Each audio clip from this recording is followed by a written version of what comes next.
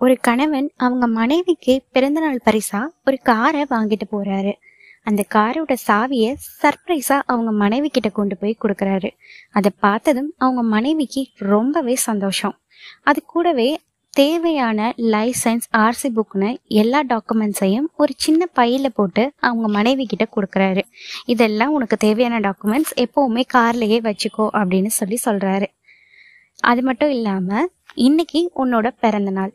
இன்னைக்கு நீ சந்தோஷமா இருக்கணும். உனக்கு எங்க போகணும்னு தோணுதோ நீ போ.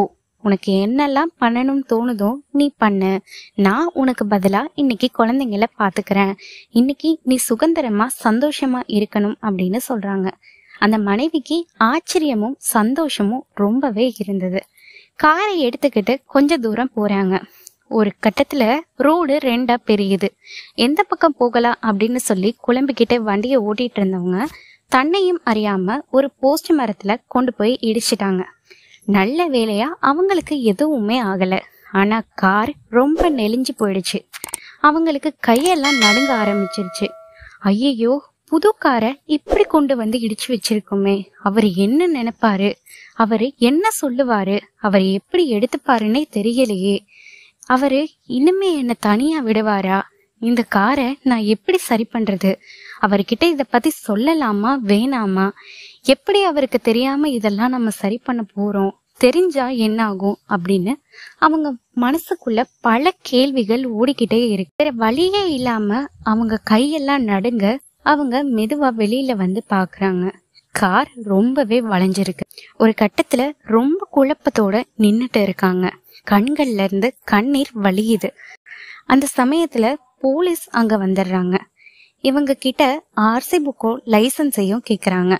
தன்னோட கணவர் கொடுத்த அந்த பையில இருந்து லைசன்ஸ் எடுக்கும்போது ஒரு சின்ன பேப்பர் அவங்க கண்ணில் படுது. அந்த பேப்பர்ல அவங்க கணவர் கையெழுத்து இருந்தது. அதுல அவர் எழுதி இருந்தாரு, நீ இந்த காரை ஓட்டிட்டு போகும்போது தப்பி தவறி ஏதாவது ஒரு விபத்துல சிக்கிக்கிட்டா நல்லா ஞாபகம் வச்சுக்கோ, நான் நேசிக்கிறது உன்னைத்தானே தவிர காரை இல்ல, அன்புடன் உனது கணவன் அப்படின்னு எழுதியிருந்தது. அதை பார்த்ததும் அவங்களுக்கு அழுக தாங்கல. கண்ணுல இருந்து கண்ணீரா கொட்டுது. உடனே அவங்களோட போனை எடுத்து அவங்க கணவருக்கு கால் பண்றாங்க.